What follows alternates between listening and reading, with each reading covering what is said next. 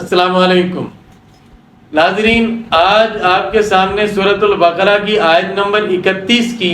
تفسیر پیش کی جائے گی انشاءاللہ تعالی۔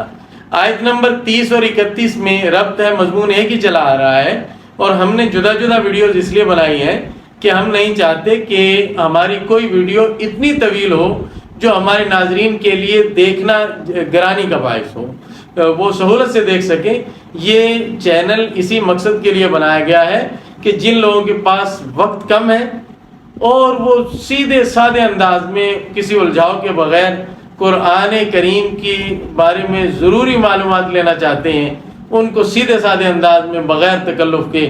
چھنی چھنائی بات سمجھا دی جائے، بغیر غیر ضروری تفصیلات میں جائے، بغیر بہت بڑی بڑی علمی منہ شگافیوں کے بغیر، اور کسی بھی مشکل میں ڈالے بغیر، جس میں ہم نے وقت کے اختصار کو، وقت کے مختصر ہونے کو بہت ملحوظ رکھا ہے۔ بہرحال اب آئیے اس طرف، آیت کی طرف۔ وَعَلَّمَ آدَمَ الْأَسْمَاءَ كُلَّهَا ثُمَّ عَرَضَهُمْ عَلَى الْمَلَائِكَةِ۔ اس سے پچھلی آیت میں یہ تھا کہ اللہ تعالیٰ نے فرشتوں سے یہ فرمایا کہ میں زمین میں اپنا ایک نائب بنانے جا رہا ہوں۔ فرشتوں نے عرض کیا کہ یا اللہ، وہ تو زمین میں فساد کرے گا، خون ریزی کرے گا، ہم آپ کی فرما برداری کرتے ہیں۔ تو اللہ تعالیٰ نے فرمایا تھا میں جانتا ہوں جو تم نہیں جانتے۔ اب اس آیت میں ہے، اور اللہ نے آدم کو تمام چیزوں کے اسماء بتا دیے، یعنی دنیا کی، زمین کی جتنی چیزیں ہیں جن سے حضرت انسان کو سابقہ پڑنے والا تھا، ان تمام چیزوں کے نام، ان کے خواص، فوائد، نقصانات، ان کے اثرات، ان سب چیزوں کا علم اللہ تعالیٰ نے حضرت آدم علیہ السلام کو دیا۔ ثم عرضهم على الملائکہ، پھر ان چیزوں کو فرشتوں پر پیش کیا۔ فقال انبئونی باسماء هؤلاء ان کنتم صادقین، تو اللہ تعالیٰ نے فرمایا کہ مجھے ان چیزوں کے اسماء بتاؤ اگر تم سچے ہو، یعنی اگر تم اپنے اس دعوے میں سچے ہو کہ تم انسان سے زیادہ اہل ہو اور زیادہ لائق ہو میری خلافت کے، تو مجھے بتاؤ کہ ان چیزوں کے آثار اور خواص کیا ہیں۔ یہاں یہ کسی کے ذہن میں الجھن پیدا نہ ہو کہ اللہ تعالیٰ نے علم تو دیا آدم علیہ السلام کو اور پوچھنے لگے فرشتوں سے۔ اس کی وجہ یہ کہ یہ کسی آیت یا حدیث سے یہ بات ثابت نہیں ہوتی کہ اللہ تعالیٰ نے حضرت آدم علیہ السلام کو یہ علم الگ کر کے دیا تھا فرشتوں سے، ان کو تنہائی میں یہ علم دیا تھا، بلکہ آیات کے سیاق و سباق سے، آیات کے سیاق سے، یعنی ان کے طرز بیان سے یہ معلوم ہوتا ہے کہ یہ علم ان کے سامنے دیا گیا، کیونکہ حضرت آدم علیہ السلام کی فوقیت ان پر ظاہر کرنا مقصود ہے۔ تو اللہ تعالیٰ نے یہ علم سب کے سامنے رکھا اور سب پر پیش کیا، سب، اور فرشتے اس علم کو اٹھانے کے متحمل نہیں تھے۔ آسانی کے ساتھ یوں کہوں کہ فرشتوں کی طبیعت ہی اور اس علم کی صلاحیت سے محروم تھی۔ اگر پھر بھی سمجھ نہیں آیا تو یوں سمجھے کہ بھوک ہے، ایک چیز ہے بھوک، فرشتہ اسے ایک سمجھ نہیں سکتا۔ بھوک کیا ہوتی ہے فرشتہ کیا جانے، گناہ کا تقاضا کیا ہے فرشتہ کیا جانے، گناہ میں لذت کیا ہے فرشتہ کیا جانے، انسان گناہ کیوں کرتا ہے، کون سی چیز اسے گناہ پر آمادہ کرتی ہے، گناہ کر کے ملتا کیا ہے اسے جس کے لیے وہ یہ کرتا ہے، فرشتہ یہ نہیں جان سکتا اور اسے اس کا بالکل اندازہ نہیں ہو سکتا۔ اس کے علاوہ چیزوں کے خواص کیا ہے، ان کے فوائد کیا ہے، نقصانات کیا ہے، ان کا استعمال کیا ہے، فرشتہ ان چیزوں کو سمجھ نہیں سکتا،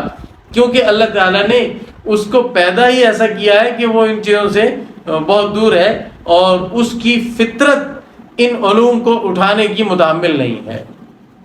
جس طرح مچھلی اڑنا نہیں سیکھ سکتی، اس کی فطرت میں اڑنا نہیں ہے، اسی طرح فرشتہ اس کائنات کی چیزوں کے خواص اور آثار اور فوائد اور نقصانات ان کو جان نہیں سکتا، وہ فطری طور پر ایسا پیدا کیا گیا ہے۔ تو اللہ تعالیٰ نے فرشتوں سے پوچھا کہ مجھے بتاؤ اب ان کے خواص، ان کنتم صادقین، اگر تم سچے ہو۔ قالوا سبحانک لا علم لنا الا ما علمتنا، فرشتوں نے عرض کیا آپ کی ذات پاک ہے، ہمیں کوئی علم نہیں ہے مگر وہی جو آپ نے ہمیں عطا فرمایا۔ انک انت العلیم الحکیم، بے شک آپ ہی علم والے اور حکمت والے ہیں۔ یعنی فرشتوں نے اپنے عجز و قصور کا اعتراف کیا، اور یہ بڑا سبق ہے کہ انسان کے لیے بڑا سبق ہے کہ جہاں عاجز اور بے بس ہو جائے،